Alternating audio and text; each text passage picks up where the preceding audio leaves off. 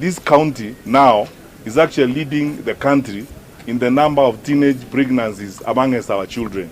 We have 10,000 school-going kids here, you know, who have become pregnant, especially in the last 1 year during the long and unfortunate corona break.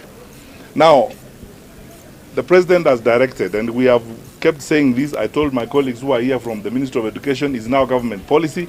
All those children have got to go to school. Whether or not they're expectant, they have to go to school, and teachers are going to work together with the leaders to ensure that we keep those children in school.